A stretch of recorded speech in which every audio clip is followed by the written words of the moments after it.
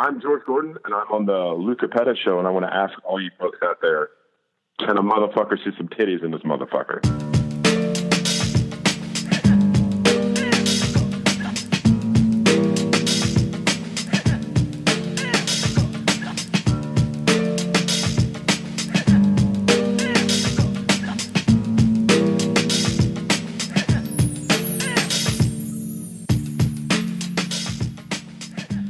Yo, what's up, everybody? I'm your host, Lou Capetta. This is the Lou Capetta Show. We are in full swing, season 2. And once again, I have a very special guest this week. But before I do have to give a shout out to Amy Cozy, who was my guest last week. She ran for Pennsylvania State Representative as a Democrat in the district that I have lived in the last 15 years. She did not win, so I did just want to shout her out and tell her that she ran an honorable campaign and did a great job. So thank you very much for coming on, and we're going to move on and get to this week's guest. I have a very, very funny guest who just recently released an extremely funny comedy album called You're a Good Friend, the one and only George Gordon. Hey. That's you, buddy. Thank you for coming on. Thanks for having me. I never know how to start these things. It's like, because usually I'll just wait to do the thing, and I'm just like, oh, okay, fuck, I gotta talk now. But yeah, no, this is great. Yeah, you know what? I still don't know how to start these things. Like, this is my second year doing this, and I started when I first started, I did like this super long intro. It was like I read the person's resume, and then it was like not even a point in having a show. So I tried to trim it down. I mean, your album is good enough. That's all you need. I'm not just saying that because you're on. I don't ask people to come on unless I'm into them, man. And I think that your album was great. So thanks again for coming on. I appreciate it. Thank you so much for listening. No, seriously, this is awesome. I feel like we've been trying to work on this for a few weeks, and I'm glad we're able to work out. And thank you for listening to my record. Yeah, no, man, it's my pleasure. To be honest with you, I have a very long commute, so I'm running out of things to listen to. So it's podcasts, comedy albums, audio books. It's that. I live in Pennsylvania, and I still work in New York and New Jersey, so I have a monster commute. So whoa. Yeah, it's whack. It's do you know? We follow each other on social media, and that's kind of rad that you get able to get that. What was her name? Amy. Oh, Amy Cozy. Yeah. She is. She's from the town where my kids grew up, went to school, and everything else like that. She's a really, really good lady. She's a regular person that decided to run for office against an incumbent who's like a real scumbag. Unfortunately, she lost, but she did really well. So that's cool. I mean, I saw that picture. I was like, no fucking way. That's pretty amazing. So, thanks, man. Yeah, I'm trying to. The only reason I'm doing this is I'm trying to get. I hate my job, so I'm trying to get out of that shit, man. Fair enough. I do construction, and that shit sucks. Yeah. But we don't have to talk about my job that I hate. I feel like I do that a lot on here. Let's talk about you. And for people who haven't listened to your album, the album is called it's called You're a Good Friend, and which is, you have a very you come across very friendly. I feel like a friend listening to your album. So it's a great title, and we opened with my favorite joke from your album, from the NASCAR. People have to listen to it, but can a motherfucker see some titties in this motherfucker? I mean, who hasn't felt like that? Yeah, I know. I mean, oddly enough, I've told that story just casually. And, really? And I've had friends who before I even did it as a bit, I was telling my friend, I was like, yeah, we were just talking about NASCAR, and I was like, well, I've actually been to a race, but you'll never guess what happened on the way to the race. And it was like, oh my God, that's amazing. I was like, yeah, dude, it was amazing. So this was I think this was 97, 98. I had some friends from college. I went to school in the South, so a lot of my friends are NASCAR fans. And they're like, you should come to this race with us. And I was like, all right, well, that's cool. Let's go. So needless to say, that was my NASCAR story. Yeah, NASCAR is a different breed. My my mom, and I have family that lives in Dover, Delaware. Oh yeah, Dover. Dover Downs. Yeah, they go to the races Dover and stuff Downs, like yeah. that. Man, you get some rednecks around some fast cars and liquor, man. It's a wild time. It's a scene. I remember. So this is like before 9/11 when I went. I actually went a couple times, but back in those days, you could just take a cooler into the stands. Right. Yeah, and it was sounds a free-for-all, dangerous. So, and no, it was. I mean, I remember thinking like, I mean, they can only be of a certain size, but you're in essence bringing like 8 to 10 beers into a sporting event. Where nobody gave a fuck. It was just crazy. It was like, can you imagine the NFL doing it? I was like, hey, bring your own beer at the NFL game. We'd be like, what? They'd burn it. You could never do that in like at a Philadelphia Eagles game. No, that would be ridiculous. Oh man, they would burn the fucking city down. Yeah, I mean, it's already drug fest anyway in the parking lot and in the game. But you imagine it's like if you didn't have to buy drinks while you're inside the game, it would be a nightmare. Yeah, I feel like the only thing that stops like sports fans from getting totally fucking ridiculous is the fact that one beer costs you like $15. Yeah, no, it's expensive. Yeah, no, they get you. The NFL gets you coming and going. They make sure like, oh, you got some change in your pocket. They're shaking your legs on your way out of the game. Make sure they got all your money. You look like the Monopoly dude when he goes to jail with his fucking pockets all out. Yeah. Heaven forbid you get arrested too. I mean, like, oh yeah. I've got some friends from back home who let's just say got some DUIs leaving a sports game. Right.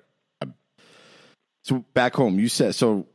Not to change subjects, but you are in New York City. You live in New York City now. New York City comedy scene. I do, yeah. But you're originally from Northern Virginia. I'm from correct? Virginia. Yeah, I'm from Northern Virginia. All right, so we're the same age, by the way. Congrats on turning 40 this year. I turned 40 this year as well. So thank you. That's a huge milestone. It is, yeah. I started going bald this year, so I shaved it all off now. I started going bald a few years ago, and I'm holding on to what I got. A little bit, man. I got a good barber. He can shape me up. Like I always keep it high and tight with a real tight fade anyway. So it's. I was thinking about holding on to it, but like I think bald. I think I sort of like I get a couple more years. Like if I leave it. Like where my bald spot is like it was like, oh, you're aging, but like shaving a bald is like I can pass for 38. So no, that's a good number. You'll look a day over 38. That's great. Yeah, I look a day over 38 shaving a bald. But no, I don't have to go to like my barber anymore. I can just go any place that has clippers. And there's this place near my house where there's like this old Polish woman cuts hair, and she does like the massage at the end of it, and I'm like, Jesus, this really? I'm about That's to old school. Bust a nut. This feels great. So, did you ever? Can a motherfucker see some titties in that motherfucker, or no? Well, luckily her English is very broken, so I try not to like bring up anything too crazy. So, all right. But she's just like she's just this really, really like I think she's probably like 29, 30, Polish woman, and she does she shaves my head, and then she does this weird like massage type deal, and I'm like, I cannot make eye contact with you now because you're making me feel things. Yeah, walk out with your head down.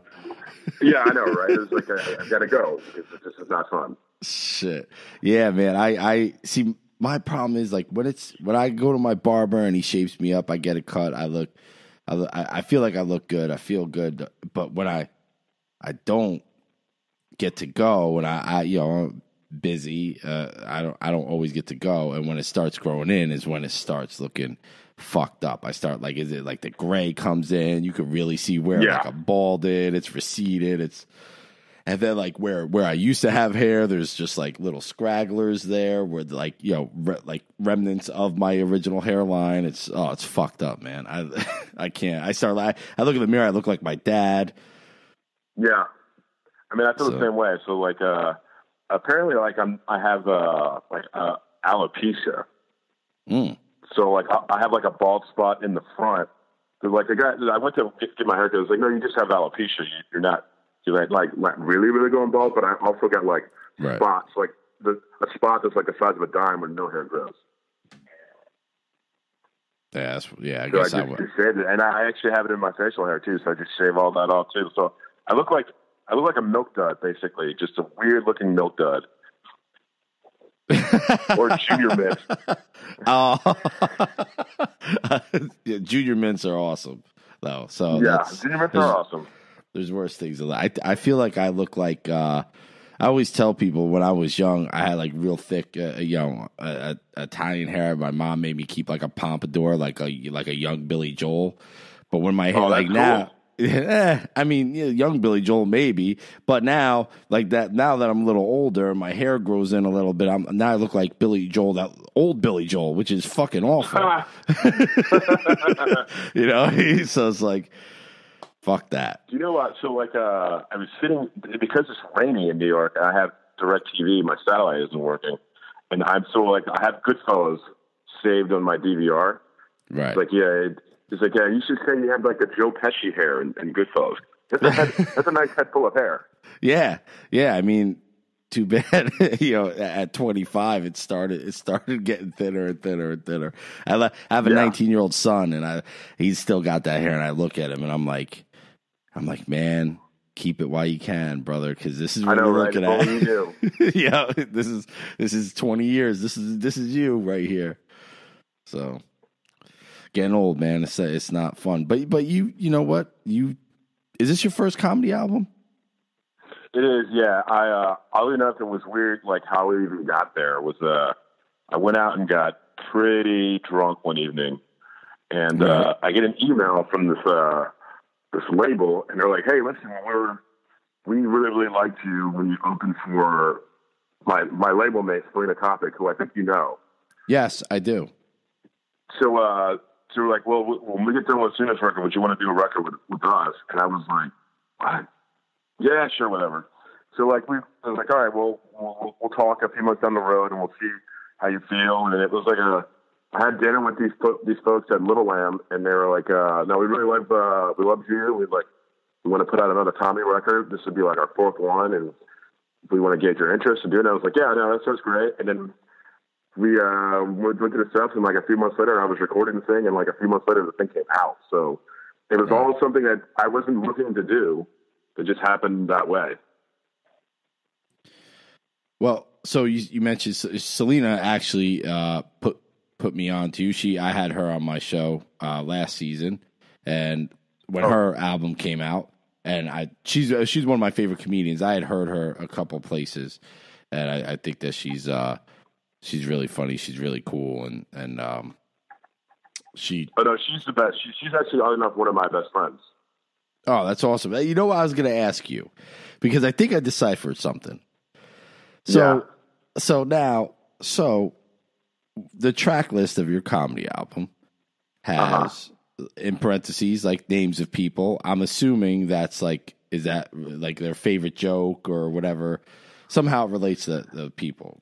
Is that no? So no, not really. So like I kind of I take my cues a lot of things that I do not from like other comedians, but from like musicians and bands that I like. And one of my favorite records of all time is Midnight Marauders by Tribe Called Quest. Today, 25 years. 25 years, yeah. And I was like, I thought that was kind of neat. And I was like, oh, yeah, 25 years ago. I was like, I remember when I bought this. And 36 Chambers, I bought them the same day. Oh, yep. But if you remember that album cover, they're not on it. No, it's all everybody else in the industry. Actually, we used to, I used to go through and try to guess like everybody because I didn't recognize some people and stuff like that. Later, I did, but yeah, that's right. They're not anywhere to be found on it. Yeah, and I always thought that was a cool way to sort of like have an album. It's like celebrating basically their friends. Right. And I always thought it was like if I ever have a comedy record, that like I'd like to sort of do that same sort of thing. So I named the tracks after important people from my life. So like track 1 is mom, and track 2 is dad, and track 2 and 3 and 4 are my sisters, and then Matt Christina are my buddy and his wife. And so, yeah, I made it a point to sort of to do that because I thought that was a cool thing that they did. Oh, yeah, that's awesome. Like, yeah, no, I also like I put some like different like weird things on there. Like there's a track that's just 3596. Right. And 3596 is a house that I lived on in Memphis. That was a street, 3596. That's awesome. So, yeah, man. it was just me like sort of just saying it's like I love you all, and like I'm naming these things after you or important people in my life.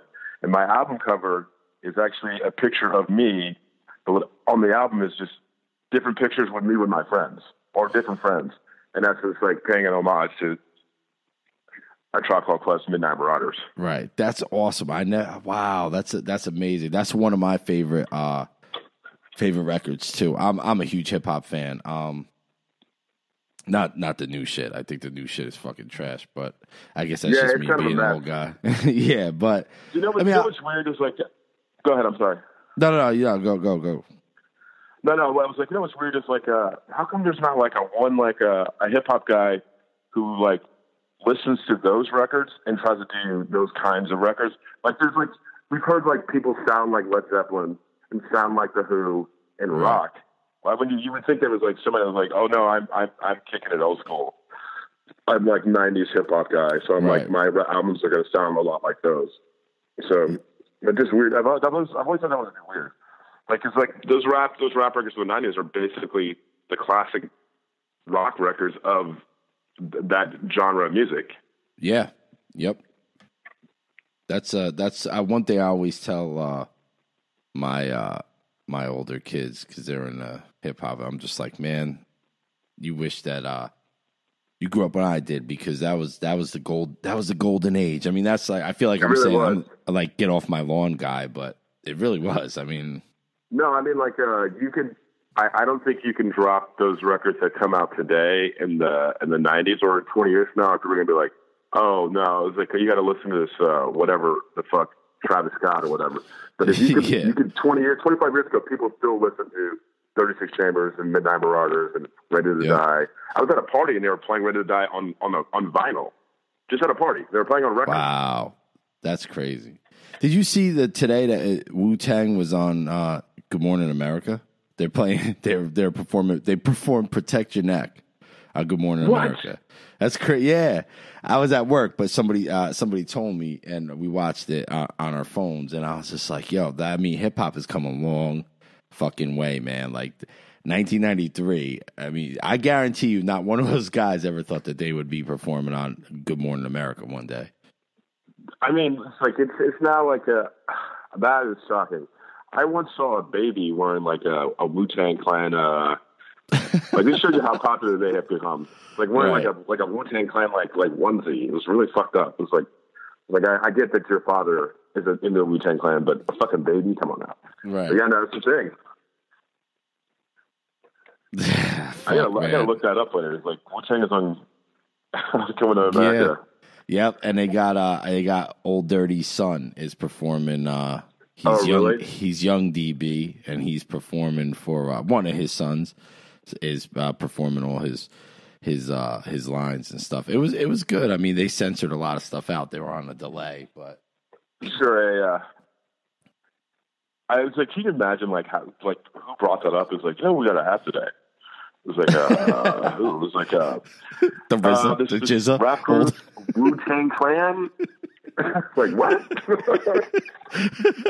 Yeah. Oh man, that's I have a funny story. When I bought 36 Chambers, I actually saw I moved all over. I'm originally from Jersey, but I lived in Florida when I was a teenager for like 2 years, and when Wu-Tang came out, I lived in Florida, but my dad lived up here, so I still knew like a lot of the New York hip hop and stuff. So I'm there. My mom takes us to the mall, and I wasn't 18 yet, so they had the parental advisory thing. I was in Sam Goody or something. My mom's shopping. I got money. I going to buy this tape, and these motherfuckers. I looked really, really young until I was like a senior in high school. I was a late bloomer, and these motherfuckers in Sam Goody would not let me buy the tape, and I was like, "Oh, really?" Yeah. So my mom, like, she did not understand hip hop at all. She was not into it. So she was like, I was like, the last thing I wanted to fucking do was have to bring my mom in the store to fucking help me buy this tape. So, but I wanted a tape so bad, so I had to fucking succumb to it. So I went to my mom. And then I was like, Mom, there's this tape. And she's like, what tape? Oh, is it like, she was so worried, like, was it like satanic music and shit like that? I was just like, no, it's Wu-Tang Clan. And she was like, Wu-Tang Clan. So here comes the lecture and everything else. And like, she's worried about me. I was like, oh, you know what? Never mind. I'll go get something else. I went, and on my way to get something else, I was just asking random grown-ups if they would buy this tape for me. And luckily I found some dude that was like, yeah. Took him into the store. Oh, nice. So just if my mom is listening to this, I just want her to know that, see, if you were because you weren't a cool enough parent, I had to go approach strangers. What if one of them would have kidnapped me? It could have been, this could have been a completely different story. I would have liked to have seen that, because I remember trying to get like grown-ups to buy beer when I was like 15 years old. Oh yeah, and it's so awkward. It's like, hey, so you can buy some beer. Yeah, yep, I did that. Oh man, I did that too. In Simple Simon in Hackensack, New Jersey, standing outside that store.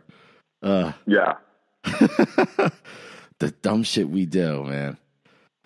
I know, right? It's like I was actually fortunate. The reason why I was able to get it was because I had older cousins who lived kind of near me. So I remember that's how I was able to get it. Was my cousins had already gotten it, right? Because I have a cousin who's like 18. Because I think I'm 15 when that comes out, or we're 15 when that comes out. Mm-hmm. Yep. So I had a couple cousins who were 17 and 18 who bought it. Nice. Yeah, we'll get back to your album. I saw Selena's name on there next to the joke drunk white girl. I just assumed like that was her favorite joke or something, not that she was a drunk white girl, but I assumed I thought that all those names were just like, those were names, I'm sure you have people that in your life that they like a particular joke of yours, and that was like their joke. No, it's like I just named it after people. So Selena, being one of my best friends, she actually hosted one of the shows. Oh, that's awesome. And then Kendra Cunningham hosted another show, and I have a track named after her. Mm-hmm. And my buddy Doug Smith was on one of the shows, and I have a track named after him. And my buddy Matt Wayne was on one of the shows, and I have a track named after him and his wife. Oh, what? Matt, I know Matt Wayne. That's he's not from Jersey, is he? No, he's Matt Wayne's from Buffalo. Oh, yeah. All right. Not different Matt Wayne. Yeah, but no, he's an amazing comic, and he's one of my good friends. He lives oddly enough not too far from me. So, how did you end up going from Northern Virginia and ended up a comic in New York City? What took you there? Well, I went to college in Tennessee, and I was like I graduated from college I went to film school there, and I was a terrible film student. And then I went to grad school there, and I was not into grad school. So I had like those weird years that after you've graduated from college, you're not really doing anything. Right. Like I had like terrible jobs. I waited tables. I sold books. That was a bad job. And then I got a job at this at a copier place. I sold copiers for 3 years. Really? So I'm like 24. Yeah, I'm 24, 25, 26. And I'm kind of like just kind of in a rut. Mm-hmm. And I'm also working at a liquor store at night. So I'm selling copiers in the day. I'm working at a liquor store at night because I hadn't quite adjusted well to college, like being over, because I was like, yeah. I hate my job. And I'm also a big boozer. So I'm just kind of like, well, I got to figure out what I'm going to do with my life. And I went to go see a comedian at this place called the High Tone Cafe. And comedy in my mind only existed on like late night television or like doing like the hour special on HBO. I didn't think that people actually did that for a living. Right. You know what I'm doing? Doing like one-nighters or doing full weekends. And Memphis didn't have like a major comedy scene, but this comedian I went to see Like I read about him, and he's filthy. It was Doug Stanhope. I went to go see Doug Stanhope at the High Tone Cafe. Yeah, he was like I sat there, and it was like he did like an hour and a half in front of like 20 people at this music venue, and I was thought that was like, this is the coolest thing I've ever seen in my life. And I was like, I don't know how you do this or how you get there. I didn't talk to him. I went up to him and was like, hey, how's it going?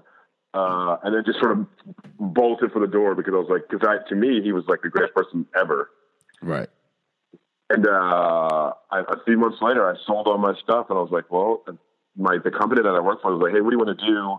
He's like, you've been here with us for 3 years. We're opening another office. We'd like you to run that office. And I was like, I think I'm going to sell all my stuff and move to New York City to become a stand-up comedian.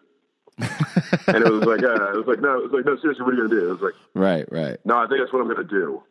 So I put in my 2 weeks notice. I sold all my stuff, and I started in DC first because I didn't have anything. So I think if I had moved to New York 13 years ago when I started, I probably wouldn't have lasted because it was hard to start.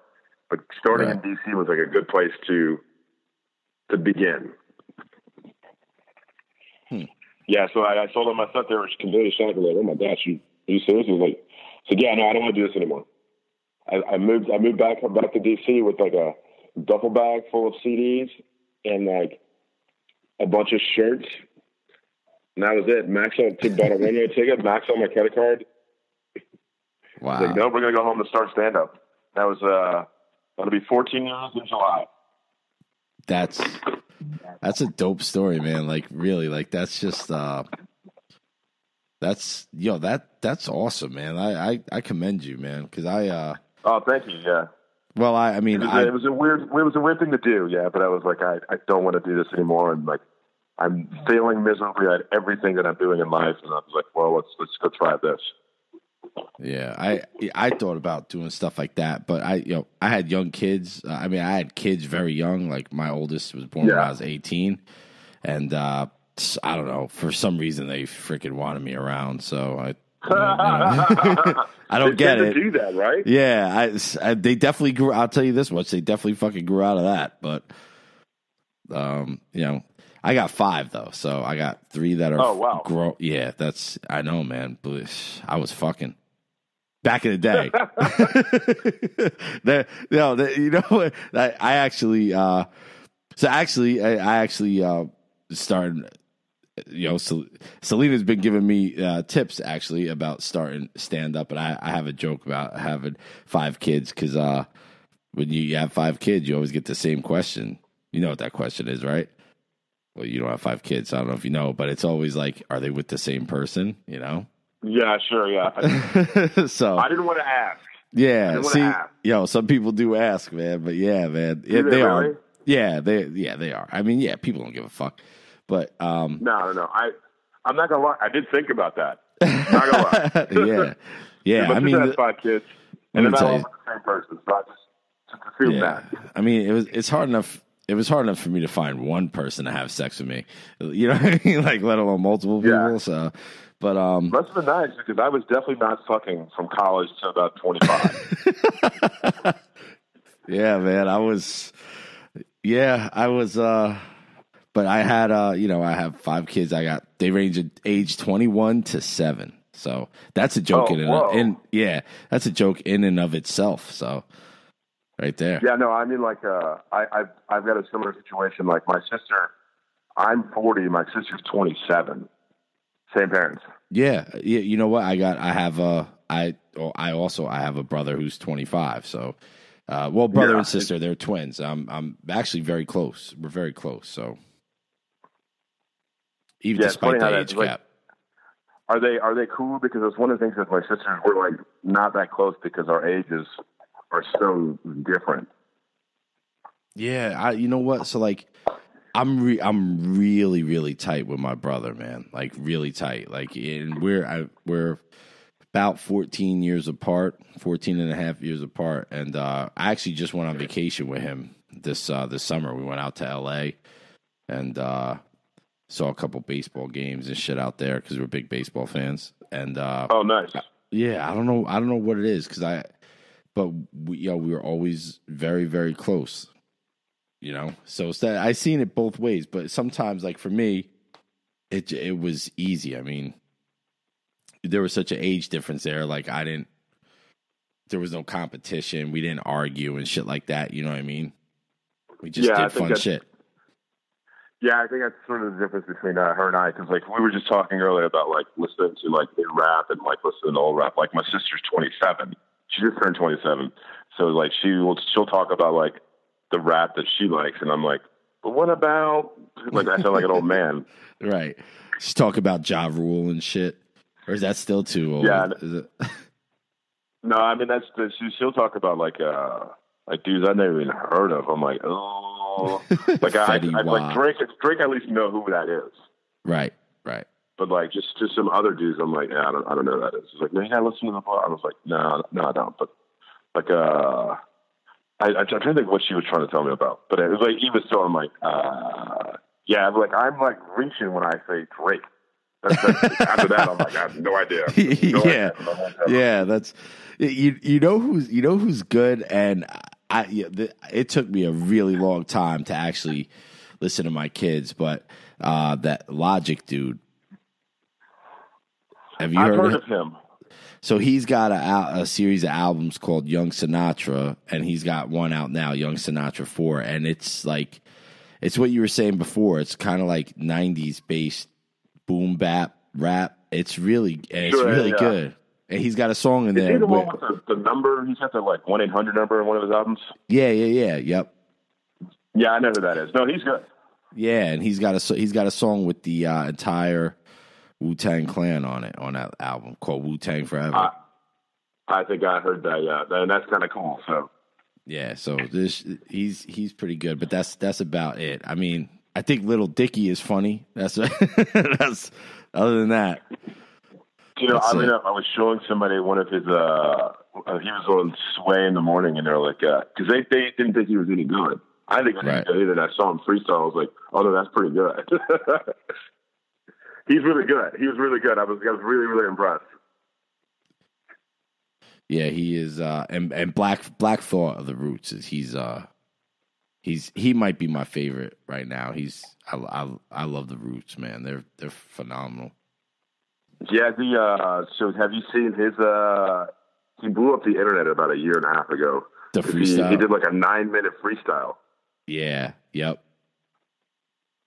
I don't even think. Go ahead. It's like it's difficult for me to keep up a conversation with somebody for 9 minutes, let alone fucking sit there and freestyle. 9 minutes is a long fucking time. Yeah, no, I was talking to a friend of mine. I was like, "Did you ever see this?" He was like, "No." I was like, "Oh no, watch this. This is amazing." And he's like, "He's still going." Like it's like 6 minutes. It's like yeah, no, he's still going.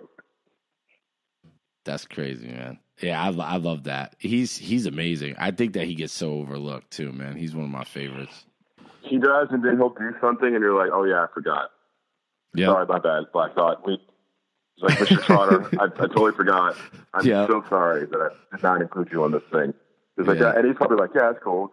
Just next time." Like, really, I'm so sorry. Yeah, whatever. I'm on the Tonight Show. I don't give a fuck. Yeah, no, I mean, like, those guys are making money hand over fist and don't have to do shows in Europe or like, you know what I mean? Because like, in order for them to make money, they had to tour like all the time, and now they're just like, "Nah, we're on TV. It's fine. We're good. We're getting that TV money. Yeah, we're good." I remember at first I was like, "Oh man, this dude's just sold out," and then you think about it, like, no, they just bought in. Good for them. Yeah, good for them is right, man. Shout out to Jimmy Fallon too. Yeah, no, I mean, like that's kind of where we are right now as far as like I remember like whenever like a band or was in a commercial, I was like, yo, I'm not listening to that shit anymore. They got the songs in commercials now. Now it's like that's cool. I was like, get that money. Yep. That's man. I know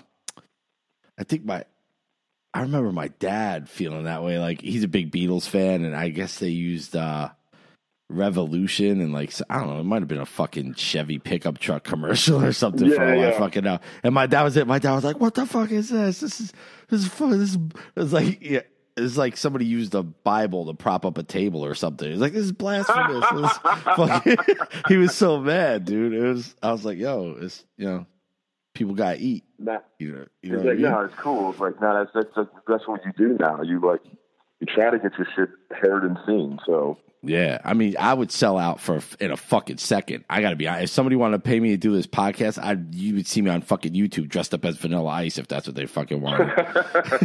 For real. In a second. Quit my job. Peace out, family. No, I was just kidding about the peace out family stuff. Maybe. I was like, damn, you just went blue on me.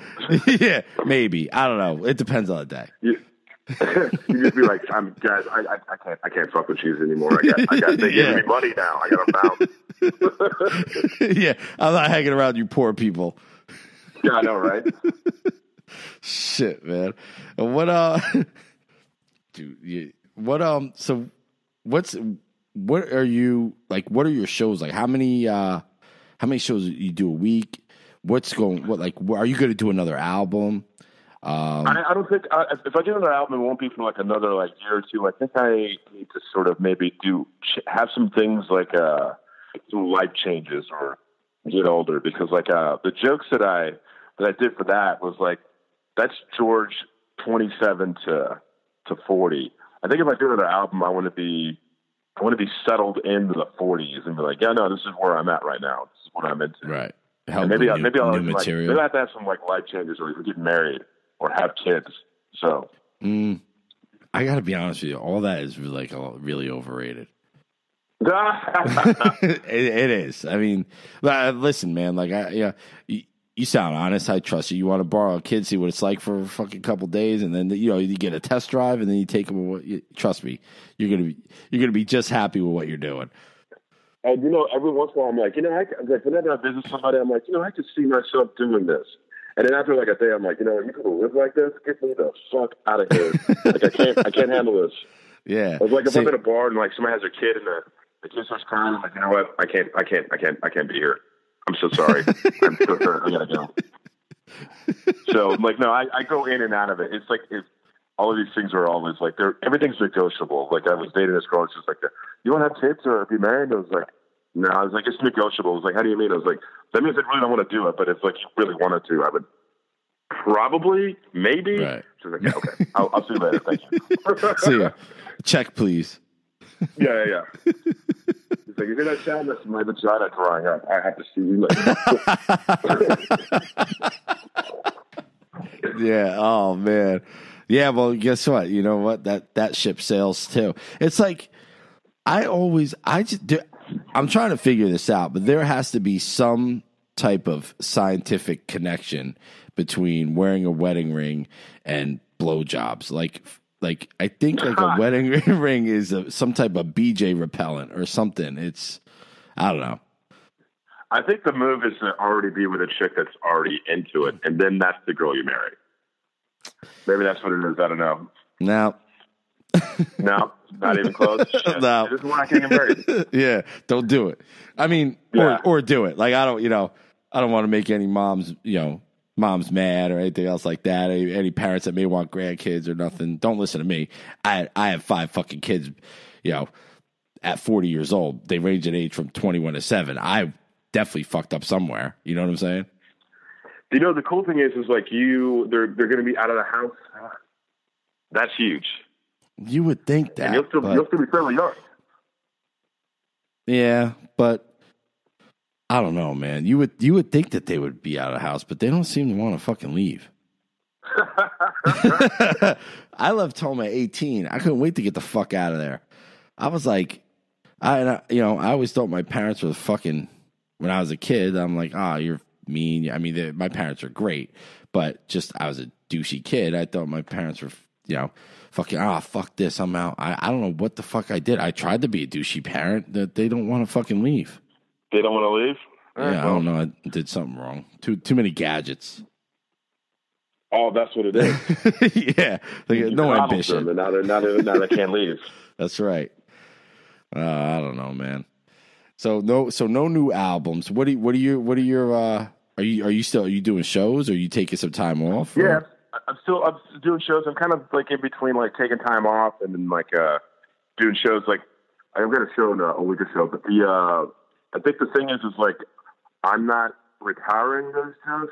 I doubt if I do them when I'm like doing when I'm working on new stuff. Like I'll maybe book in with a new set. I'm like a set with some of those old jokes, maybe, because I am working on newer stuff, just stuff that I'm more interested in now. Like the NASCAR joke, I actually don't tell that often, and I've been told recording that album, I hadn't told that joke in about a year or two. Oh wow, I love that joke. I think maybe just because I know the type of people that go to those fucking events, and I can just totally see that happening. But that shit is hilarious. I mean, the whole album is awesome. It really is. You. It's really funny. And how do you? I mean, I'm sure you've been doing stand up for a long time. How do you get to that point where you know exactly what jokes you're going to put in something like an album? And then how do you start working new jokes in? Because you said you're taking some jokes out, you're working new stuff in. Yeah, well, so like when I was working on that album, I made it a point. It was like, hey, if we're gonna do this, we gotta have to go all the way with it. So I had worked on like the order and the jokes about 3 or 4 months before I recorded the record. Like I did like a week at a venue. I did a half hour at UCB the Friday before, which is actually kind of awful. That was like one of the worst sets that I've done working on the album. Yeah, I was like, I don't know if this is going to come together because the Thursday before, because the Thursday was like the test run. It was like, all right, we're going to do a half hour of these jokes, and we'll see what. And it was bad. It was real bad. And I was really? Like, yeah, it was like, and that was like the last time I got to perform it before I got to do it on Sunday. And when I did it on Sunday, I did it like almost verbatim how I did it on Thursday. Just for some reason, it just ended up being better.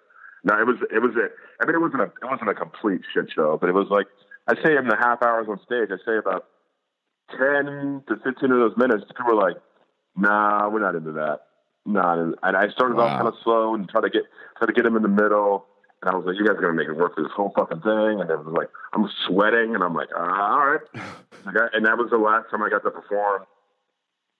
I'm sorry, I did a show that Saturday, but that was the last time I got to do a longer set before I recorded the album. But leading up to it, I quit drinking. I was like, I knew that like in order to do this, I was going to have to do shows like every night. So it was, there were 3 or 4 months leading up to it. I was like, no, we're going all in. It was like, cause that's the only way to do it. Cause if you don't, it'll reflect that, like with the album. You're like, oh no, this isn't very good. It's like, what was he doing before this? Wow. And how I worked in jokes in it just, I didn't drink for like a month. So, it's funny. I used to date this girl like a couple of years ago. It's probably been like 3 years ago. And she quit drinking, but like our whole thing was like how fucked up would we get and like hang out, and you know what I mean? Like that kind of girl that you sometimes go out with. That's just like, you're like, both of you guys are just train wrecks together, but you're having fun. Right. Blah, blah, blah. And like, she ran into one of my friends, like, the week before. And my friend was like, yeah, you know, it's like, she's like, yeah, I went out with a comedian. He's like, you know, blah, blah, blah, blah. And he's like, yeah, no, that's one of my good friends. I know, you know, he's recording his album this week. And she's like, well, that's pretty cool. He's like, you know, he quit drinking. And she was like, he did what? She was like, that was our whole thing. He's like, the fact that we would get fucked up. And like, and she was like, he was like, yeah, no, he's really serious. He's like, he quit drinking. Because she had quit drinking like 2 years before that. So that's how everybody knew you were serious. I was very serious about the whole process. I was like, let's just do this right. That's awesome, man. All right, that's great. You should have had a drink after your set, though. I hope you had a drink after your set. You deserve it. Oh, yeah. No, I think I started drinking the Saturday before. But I had like a beer. And then I went to, my buddy from high school was up. Because he came to the album recording too. And he was like, He's like, you gonna go to bed tonight? I was like, yeah. I was like, yeah, man, because I kind of don't want to feel like shit, and I've already had one beer, and I think I'm pretty satisfied. So, yeah, I started drinking the Saturday before, and I had like one beer with the bag. He hung out with some girl. Yeah, no, it was like, hey, don't fucking get out of control here. Like when I hanging out in New York, I was like, no, I'll be all right.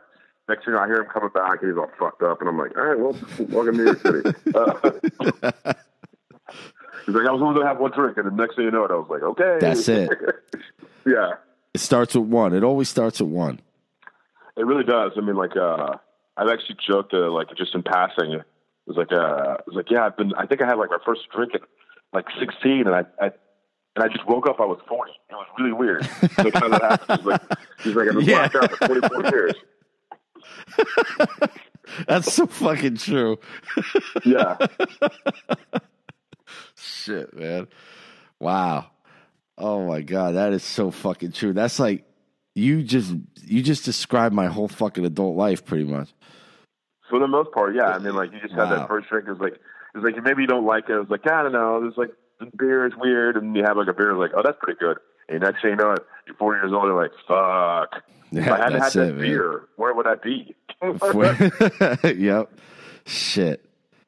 Wow, yo, you're speaking some knowledge. Yo, maybe you should do like a motivational album or something, man. You're dropping some knowledge over here. I think I probably have too much cursing in it because I do like to curse. Oh, I love to curse. Fuck, I say. Oh yeah, 100%. Like sometimes there's a well-placed F word. It's just like, oh man, that's so good. My dad, I think I got that from my father because like I remember I was hanging out with him, and he was like, my father's ex-military, so he fucking cursed all the time. Oh yeah, wow. So he was in the army for like 30 years, and like we were talking about something, and he just goes, Syria, ugh, that place is fucked up. And I was like, I could not stop laughing. Yeah, that's a curse, but it's also so fucking on point. Like that's true. Like, and nobody's gonna argue with that. You know what I mean? Like, from what I hear, that place is fucked up. Yeah, it was one of the funniest things I'd ever heard him say. And he was being serious. He just goes, Syria. That place is fucked up. Oh, man, that's awesome. Yeah, I got my cursing from my mom. My dad barely curses, but my mom, oh, my God, dude. She is, she's something else. I curse so much, too. Like, I can't stop. It's so bad. I'll drop F-bombs in sentences and not even realize I'm doing it. Yeah. But I mean, I feel the same way. Like, I'll just kind of just go like, man, this motherfucker is fucking shit. And it's just like, I don't even know what happens. Like, well, are you okay? I'm like, oh, no, I'm fine. What's wrong with you? Man, can a motherfucker see some titties in this motherfucker? Oh, shit, yeah, man. thank you for liking that joke. People love when I tell that story. And I meant it as just like kind of like a throwaway. Like when I first told it, and then my buddy was like, why did you do that as a bit? That's amazing. I was like, yeah, maybe I will. I don't know. It's kind of weird. I don't know. I was like, you think people like that story? I was like, yeah, dude, that story is funny as shit. It's fucking awesome. You have, you make it funny. You have great timing too. That's really one of the things I noticed. You really impeccable timing with your jokes. Oh, thank you. I made it a point to not be in a hurry to get there. And I think if the audience is like, for me, like when the people who like me like the fact that I kind of take my time with it, which I think is just like an interesting way to tell stories. Like, I could probably do that whole album in probably like 25 minutes, but I don't. I do it in like 40 something because I'm pausing. I let things breathe. Right. So that's by design then? What's that? Yeah, I said that. Totally by design. I mean, like I like telling stories, but I also like to take my time with it because I like for people to hang on to it. They're like, oh no, I'm listening to this guy tell the story. And because when I first started out, I wanted to be one of those comics that told them like it is. You know what I mean? It was like, yeah, the world, and I realized about 6 months into it, I was like, I have no idea what the fuck I'm talking about. I have no idea what I'm talking about. Like people who wanted to be like it's like a sort of Bill Hicks type of deal, or But those dudes are like geniuses, and I'm just like an idiot from Northern Virginia. I was like, why don't I do jokes about the things that the things that I know how to do, and that's like I know how to tell a story. So about a year or two in, I did less jokes and more storytelling. Right. Oh, it definitely works, man. That's good. Like I feel like that's important to stick with what works for you. You know what I mean? Like what you're good at. Because I feel like it's because that like even just with your album like that seemed to come very like very easily. It wasn't. It didn't seem forced. You know what I mean? And you're able to take your time and that I think that shines through, and that goes a long way with really making everything effective. Your delivery effective, your jokes effective. I mean, that's just me. That's how I felt. But I think that goes a long way with really making it. You drive everything home. You know what I'm saying? Oh, thank you. So now what? So what's I mean we kind of talked about this, but what's next for you? Where can people see you if you're doing shows? I've got I'm really bad at this. I never remember until like day of. I'm like, oh, we got to do this. But people should follow me on Instagram and Twitter because I'm an interesting follow. Yes, I'm obsessed with this one thing. And I post my shows on Instagram and Twitter. Like I'm obsessed with refrigerators with the doors off. It just cracks me up.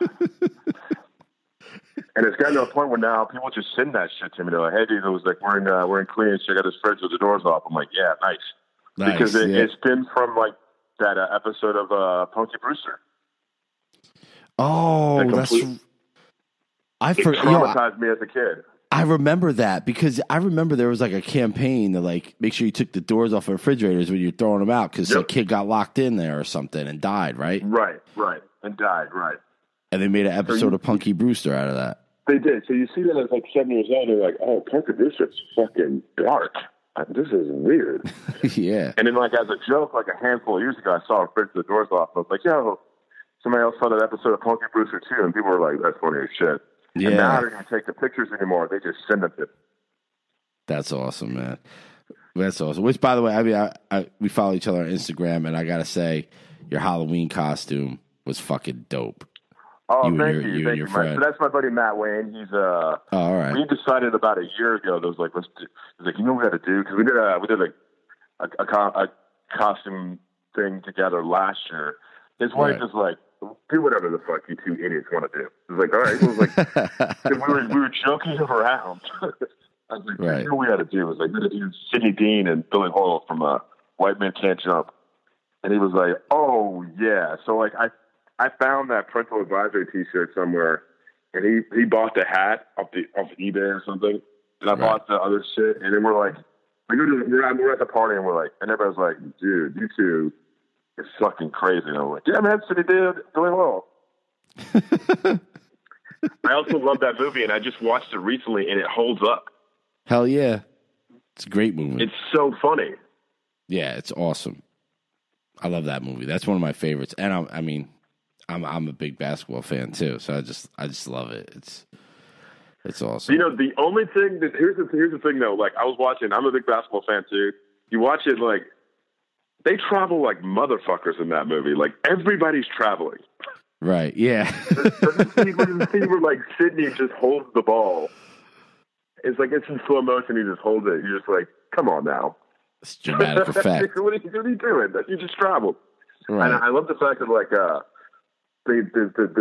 I heard that Woody Harrelson was actually pretty good at basketball. Like he played in college. Really? I didn't know that. Yeah, he played in like junior college or something like and Wesley Snipes was actually not very good at basketball. He was just a really good athlete. Right. You can't outrun IRS. Some of the basketball teams are, yeah, actually, no shit. But he's like, no, so like there's in the movie, they're like Woody Harrelson was like actually really good, and Wesley Snipes was just more athletic. So that's why they're like you see Woody Harrelson actually doing like legit moves and passes. Like you see like Wesley Snipes doing like just spin moves and like jumping in the air, and because he was the better athlete. Huh? I never. That's interesting. I never knew that. Yeah, no. Apparently, like they actually would like set up a ball. Like they would play like all the time with the other cast members, and people would say, "No, Woody Harrelson was really good." He's like, I'm surprised nobody came up with a story like the Prince story. Yeah, exactly. You know what cracks me up is like I love finding out about movies that I like and like who they wanted to be in it or who like was trying to be in it. And apparently Keanu Reeves really wanted to play Woody Harrelson's part, but he couldn't play fucking basketball. Really? Yeah. So can you imagine him as Billy Hoyle? No. Yeah, he couldn't play basketball. I don't think he can act either, to be honest with you, but whatever. Well, I mean, there's that too. So, yeah, he would be the bad actor playing bad basketball, but doesn't work. And I heard that, you know David Duchovny? Yes. And it came down to him and Woody Harrelson. David Duchovny actually can play basketball. He played at Princeton. Oh, wow.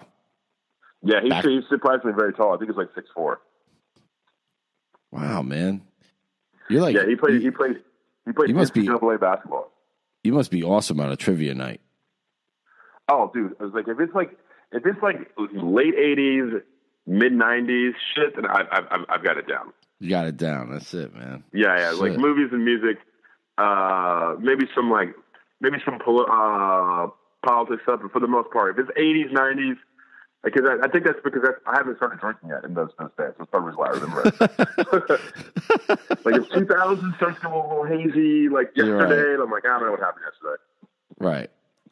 So, all right. So you said that you're into politics a little bit. So, no, I'm not into it at all. Oh, you're not? Oh, all right. No, not at all. Like I like the fact that you had her on your show, which is really, really weird. And of course, I pay attention to like all the stuff that goes on, but for the most part, I'm like my humor isn't very political. Like I like to stay abreast of what's going on, but my humor isn't political. That's just hard to fucking write. Yeah, I couldn't do it. Like the Trevor Noah stuff, I couldn't. I mean, how do you? I mean, I feel like the world's ending every day, so I don't know how you laugh at that. Like, but that's exactly. just me. Plus, I like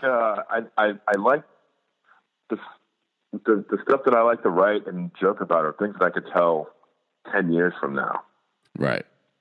You know what I mean? Like I'd like if somebody was like, can you imagine like listen to a comic talk about like Bill Clinton getting a dick sucked in the White House? You're like, what year is this?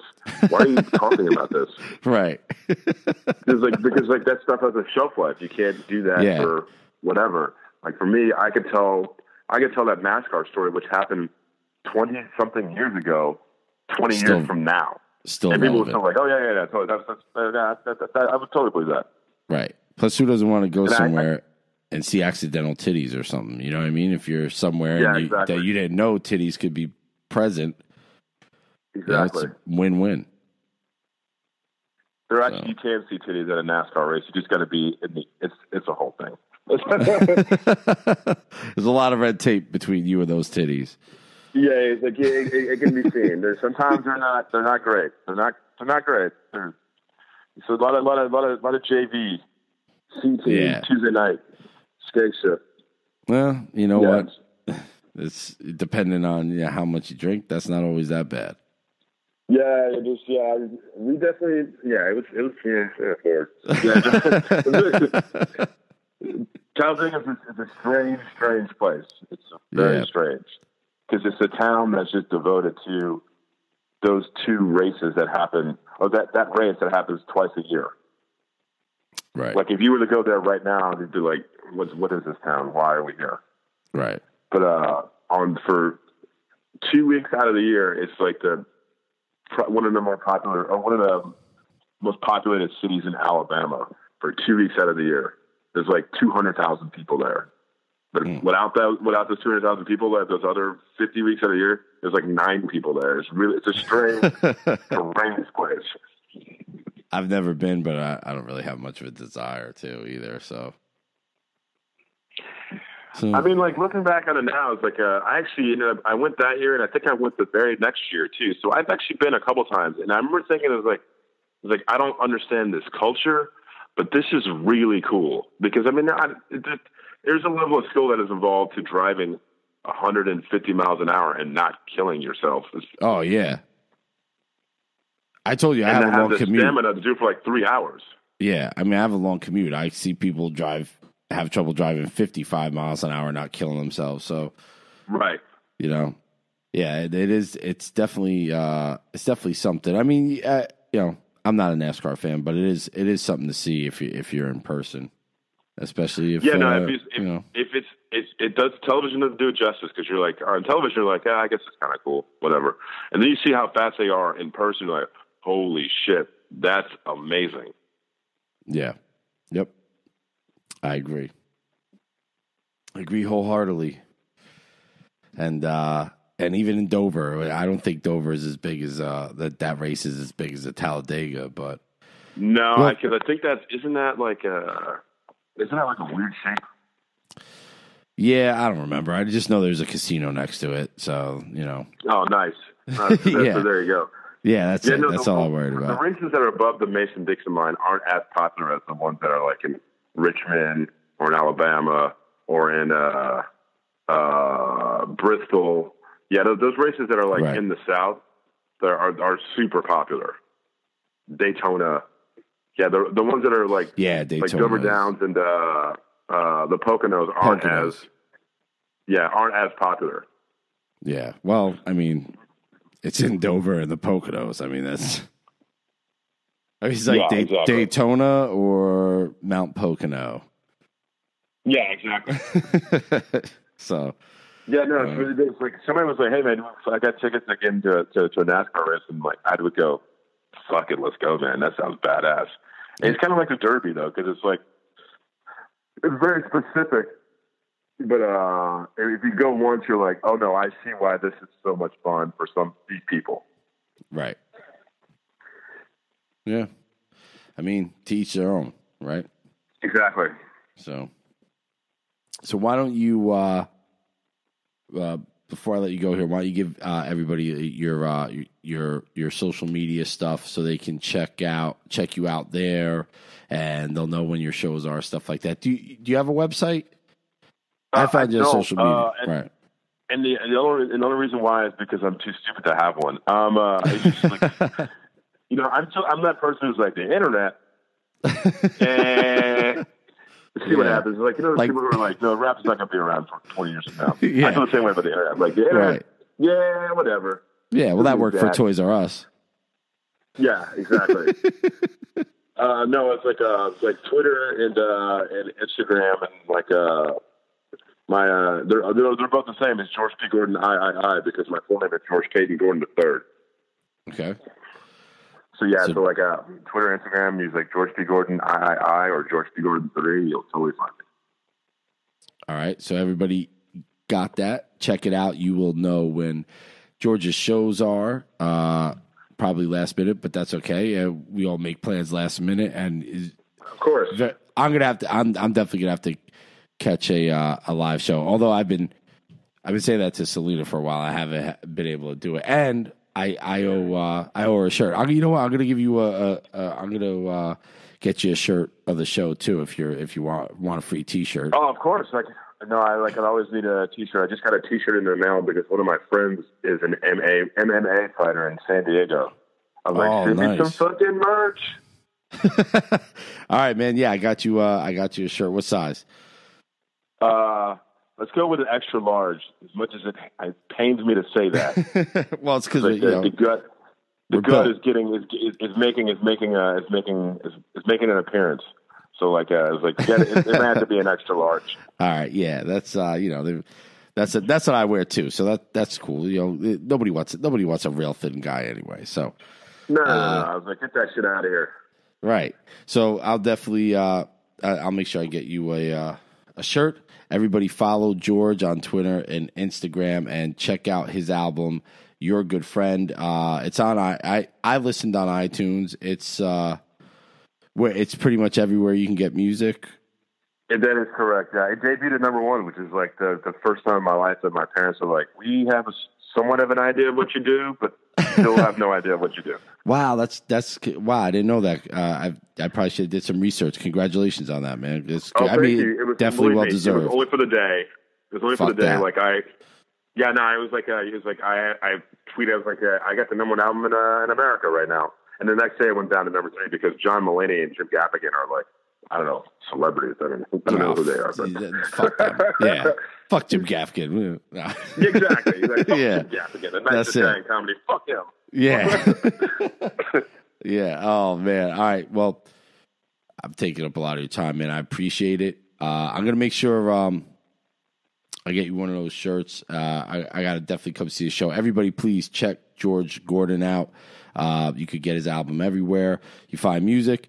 Follow him on the gram and Twitter. He's a good follow, and he's very funny. So, George, thank you very much, man. I really appreciate it. Thank you for having me. It's like I wasn't doing anything except for watching Goodfellas, which is probably the greatest movie of all time. It is a phenomenal movie. So I'm honored. I appreciate it, man.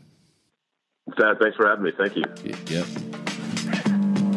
What's up, everybody? It's your boy, Lou Capetta. Thanks again for checking out my show. You can find the show anywhere you find your podcasts, including Spotify. And wherever you do listen, please leave a review, leave a rating. All that stuff helps us get noticed on whatever platform you're listening on.